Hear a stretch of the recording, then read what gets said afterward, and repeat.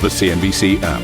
Global market news in one place. Customizable sections and personalized alerts. Stocks tracking, interactive charts and market insights all in your hands. Stay connected.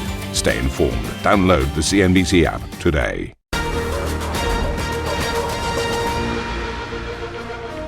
A very warm welcome to Squawk Europe. I'm Steve Sedgwick with Karen Cho, and these are your headlines.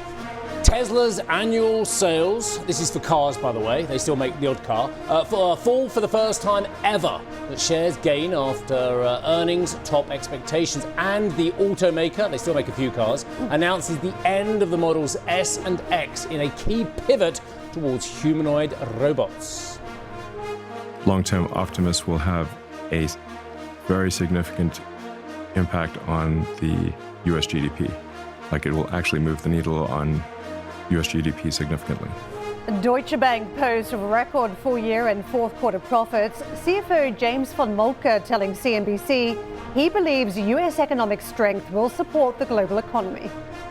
When you see growth rates that are at or above 4%, we think sustainably in the sort of 3.5+%. That's obviously good for the American markets, but in many respects also pulls the world along. SAP meets fourth-quarter sales forecasts and says it expects revenue in its cloud business to grow as much as 25% in the year ahead. We'll break down the numbers with CFO Dominik Asam at 7:45 London time.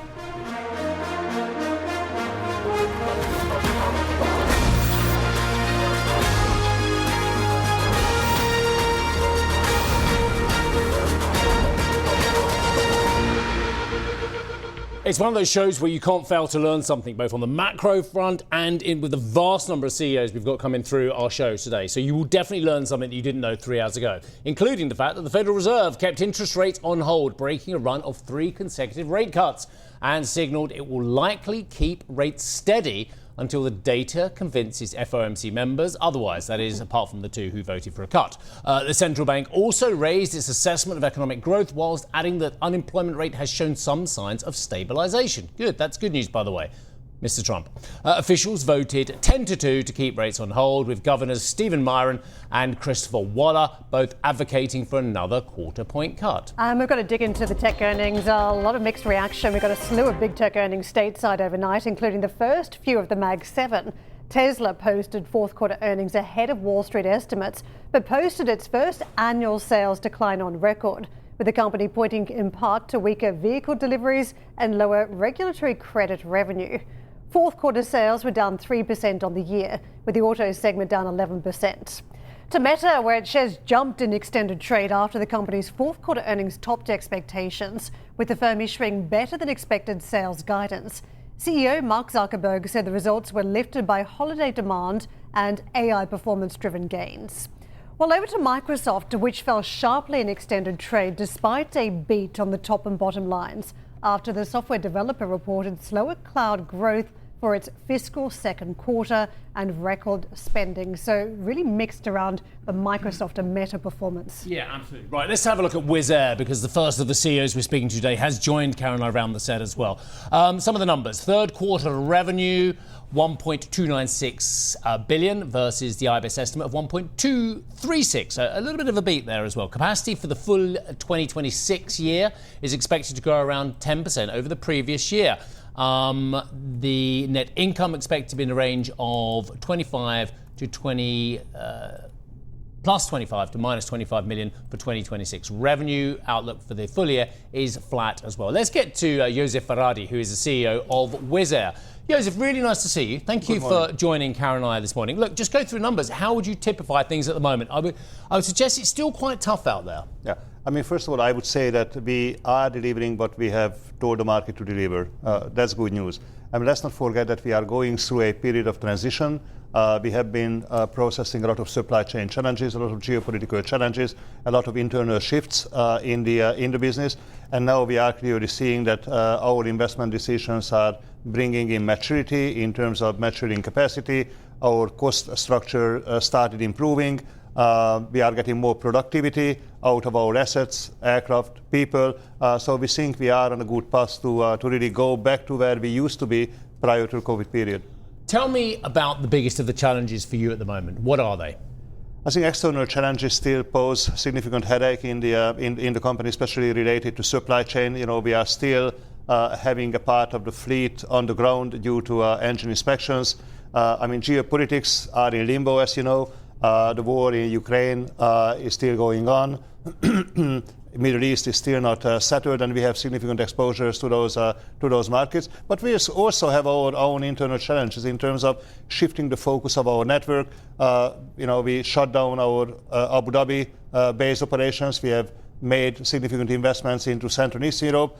Those are all good decisions, but they take time to deliver results. Just finally, before Karen comes in with a few questions as well, the period end fleet size. Now, if I look at that, it's like, okay, great, 257 planes versus 226.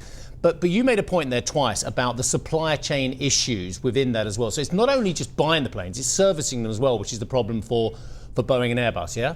No, absolutely. So basically, I think what has changed in the world is that supply chain is posing a real constraint on the industry. It is getting harder and harder to get access to new aircraft. It's getting harder and harder to set up the right infrastructure to operate the aircraft. So we are significantly challenged. I don't think these issues go away anytime soon in the future. So this is something you have to play against. You have to create more resilience in your operating model to be able to process these issues. Now let's get into the weeds on where you're flying to and where you're not. You mentioned Abu Dhabi and the exit there, and I was just looking at some of the reasons you gave. You cited geopolitical volatility, airspace restrictions, extreme heat, accelerating engine wear, I thought was fascinating, and regulatory hurdles. What did not work for you in Abu Dhabi, and what does that say about certain markets where you're now going to be cautious about entering? We are an innovator in the industry. We are bringing in new technology. We tend to be the pioneering force for promoting technological advancements in the industry. But at the same time, that is a risk to the operating model, because effectively you don't know how exactly new technology is going to play out and how it's going to work out. What we are seeing at the moment is the new engines are not as durable as older engines used to be. And as a result, better conditions, operating conditions, make a significant impact on your ability to fly the airplanes. So if you overexpose yourself to a we call hot and harsh environment, like flying to the desert, like the Middle East, that basically takes down the durability and the engine lifetime Joseph, can you significantly. follow up on that? The engines, you just, yes, the engines aren't as too. good as they used to be. They are, but they are not as durable at this point in time. That says if they're not as durable, that says they're not as good.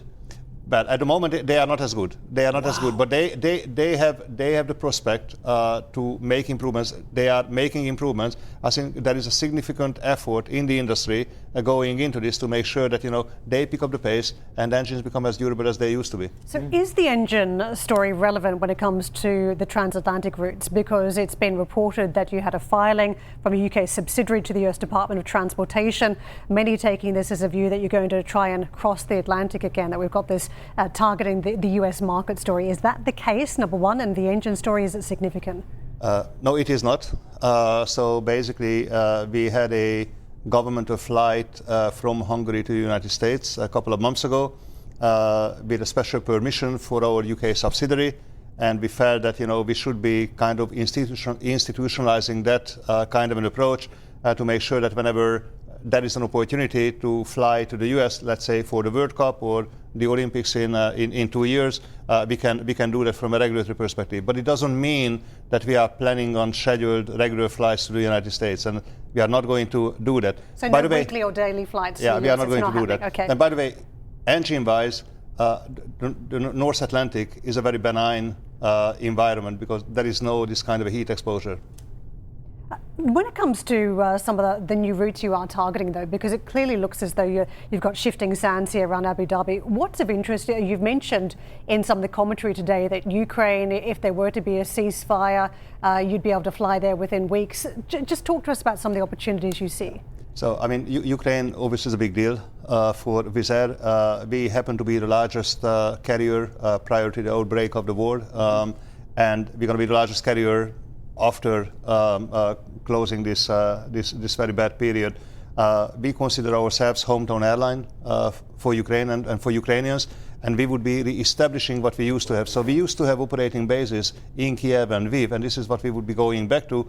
Of course, when the airspace opens up and we are able to fly, we would be flying inbound the country, but very quickly we would be ramping it back up to base operations. Joseph, I've flown into Kyiv, actually not with you guys, but I've flown into Kyiv, I don't know, a dozen times or so, and it's magnificent, and I encourage, when this dreadful war's over, everyone to get to Kyiv. I've never even been to Lviv, so I'm desperate to go. Been to Kyiv a lot. But would you demand big discount? I don't want to get you into a massive row with you-know-who, but would you demand big discounts in order to fly back into Kyiv and Lviv?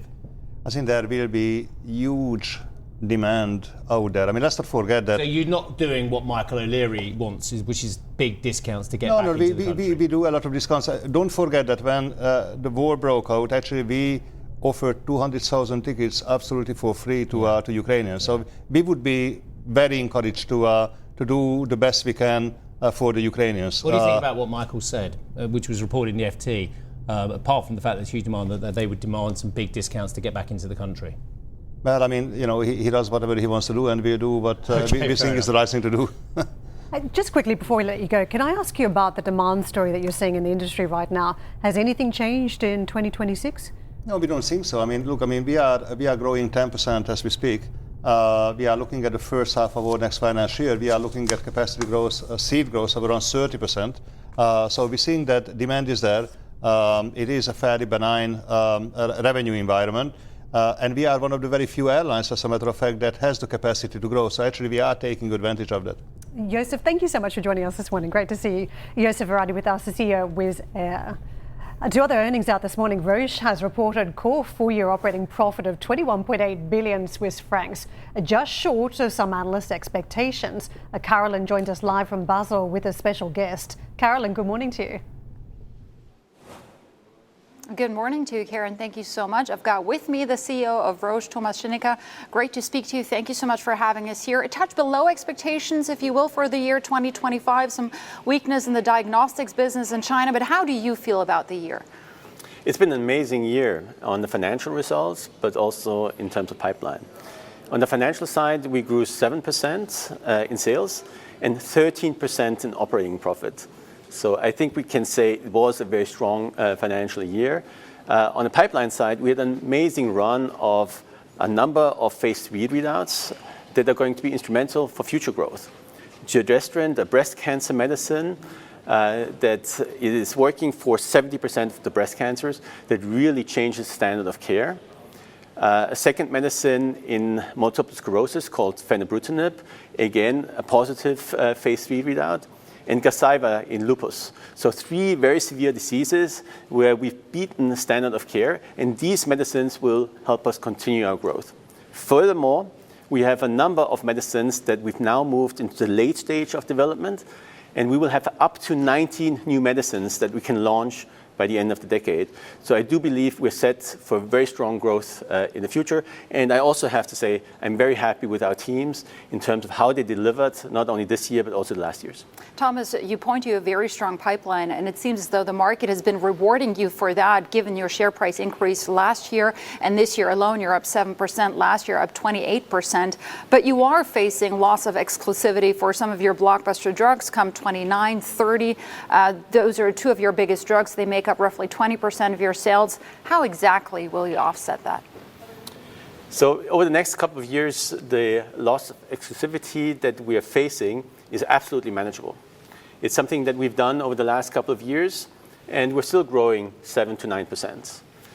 When it comes to medicines at the end of the decade, fenebrutinib, for example, will help offset that, because this is a next generation MS medicine. So we definitely have opportunities to even outgrow that period of time.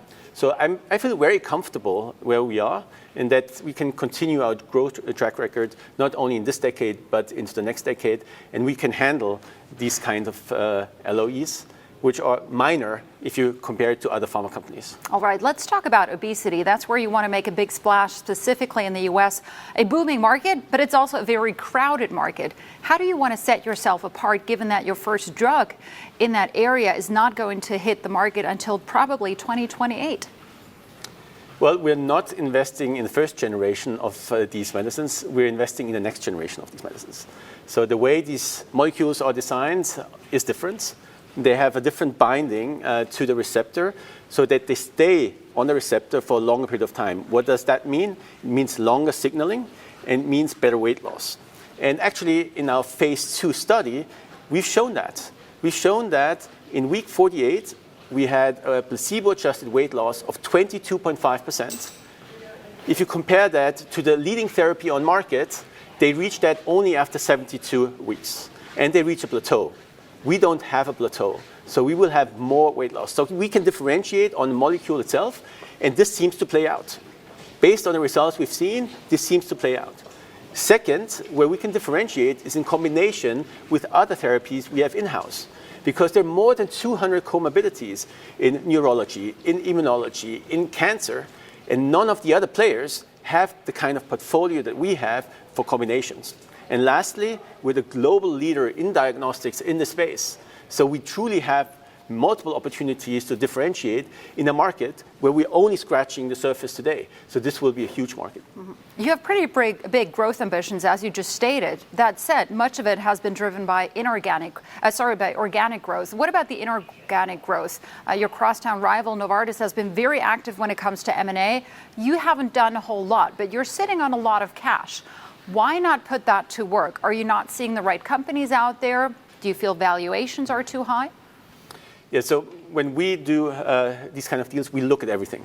That's my mantra when I talk to our people. I want to make sure that we evaluate every opportunity that's out there. But that does mean that maybe when we look at 10,000 companies, we do one deal.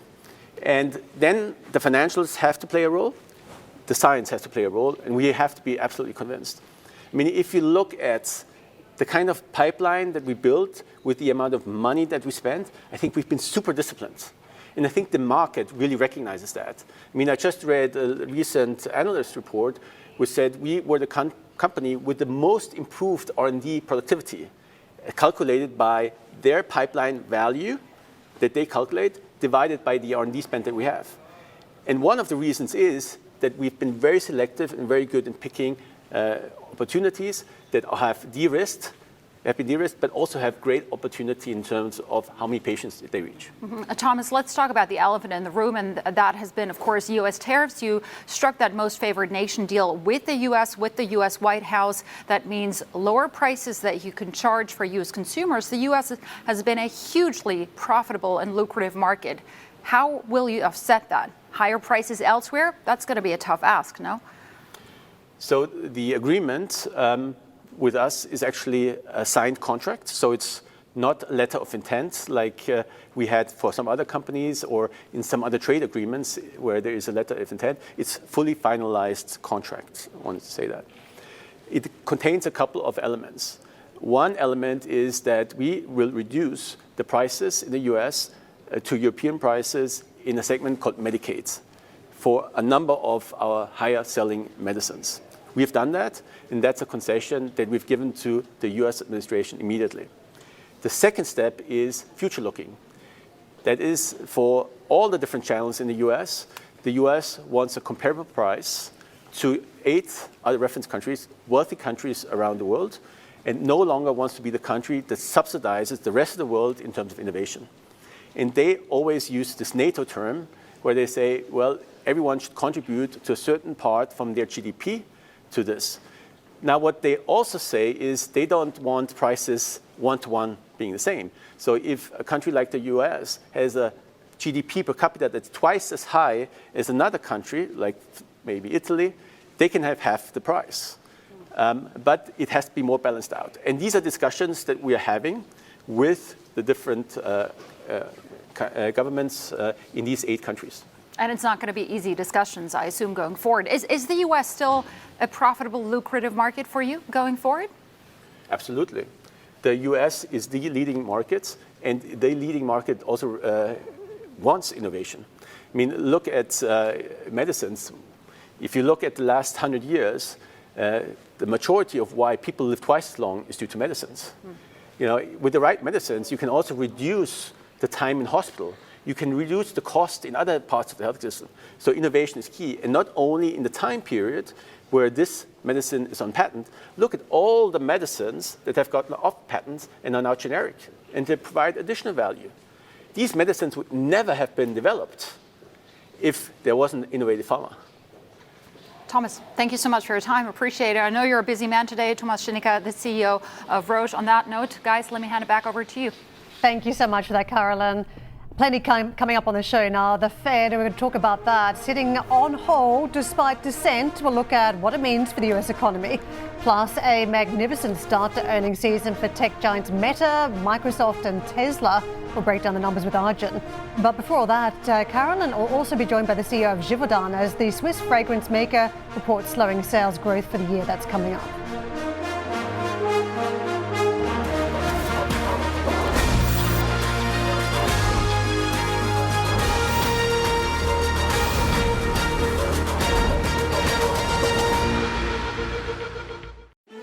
Executive Decisions is the new podcast from CNBC, where I ask powerful leaders about their decisions that changed everything.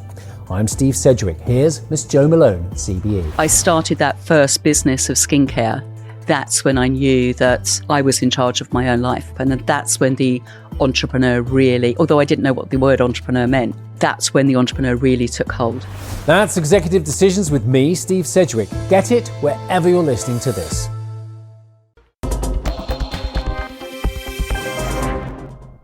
Givaudan missed sales growth expectations for 2025, with the fragrance and flavor maker reporting weaker growth across Asia Pacific. Joining us now is Gilles Andrea, who is the CEO of Givaudan. Thank you so much for joining us again, Gilles. It's great to have you on board.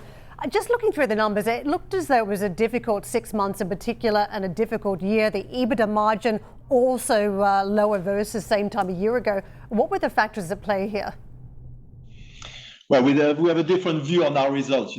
Basically 24 was a record here across the board in terms of growth with 12.3%, a record high free cash flow, EBITDA, and we managed to hold on those very high levels. So actually this year we are growing 5.1%, which makes our average for the last 5 years, since we are closing this strategic cycle of 5 years, at 6.8%. So we have actually accelerated our average growth over the previous periods. And then in terms of profitability, this is basically the record high levels of 24.2%. So we don't see it exactly like this. Very happy about our results and very confident in the future. I'm glad you're happy, but one of the things I used to love about your company most was the pricing power that you had year after year speaking to you, the ability to keep the line on margins because of the pricing power you had. If I dig in a little bit further to numbers, you've had higher input costs in 2025, including tariffs, the gross margin decreasing to 43.5 versus 44.1 the prior year. So the margin compression is there. Is it just tariffs? Is it competition? How do we think about the margins? Yeah, we have actually pricing is not a growth strategy like some of our clients do. Pricing for us is basically to compensate for higher raw materials, as an example, or higher tariffs in this case. And whenever that happens, yes, we have the ability to pass on the increased costs, but you have a bit of mechanical dilution always, and then we go back and sort of to a more normalized the following year. So this is really essentially what happens. Again, very happy with the levels of gross profit margin and EBITDA margin, and the sort of what you call the pricing power we have is staying totally intact. I want to ask you about fragrances, because there have been a lot of lingering questions whether we've gone peak fragrance now. When the L'Oreal CEO was asked about this as well, he was pushing back a bit, but he has made a big acquisition in the perfume space around Kering.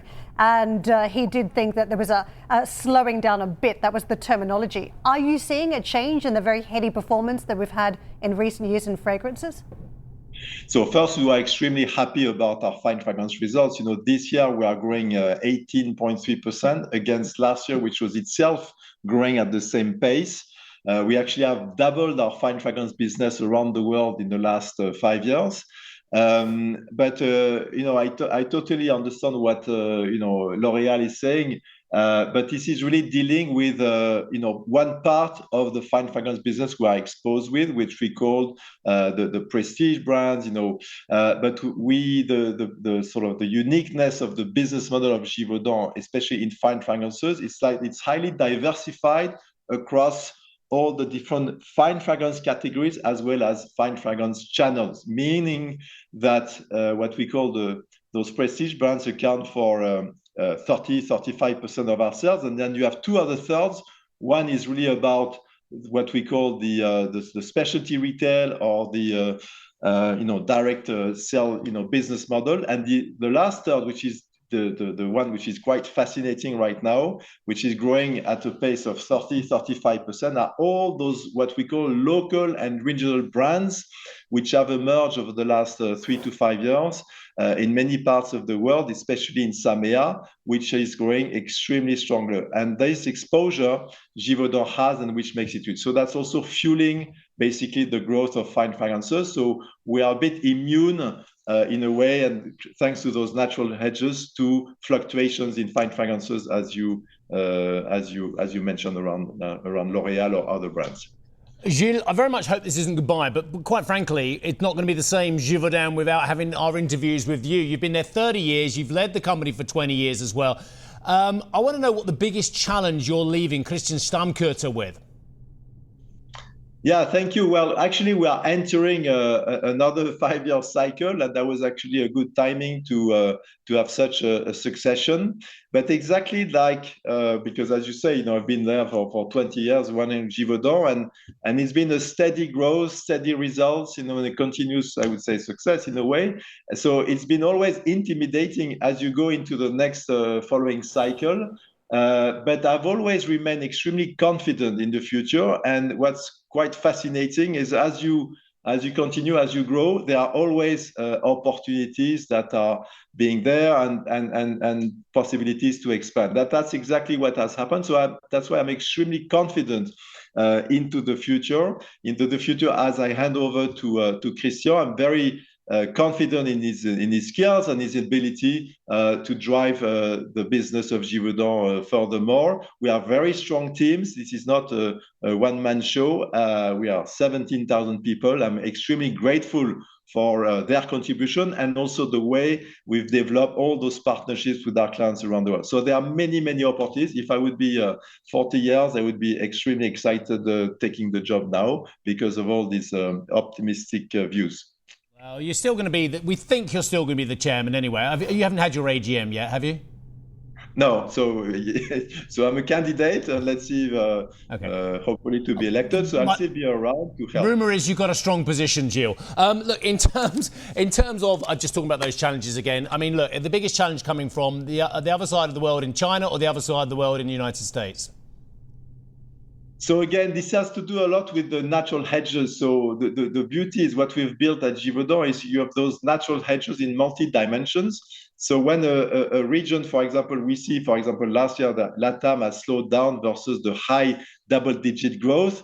But at the same time, SAMEA is growing 17%. So this is taking over somehow some of the growth that we have seen elsewhere. So, we are actually China. We did well since you mentioned it, 7.5% growth, despite what we hear and what we see in terms of consumer sentiment. And the US is sort of stabilizing. It's always been, by definition, a mature market. So we are growing 2.6%, which is the sort of normal rate that we see. The growth of Givaudan now, 50% of Givaudan are in high growth markets, and this is the engine of the growth going forward.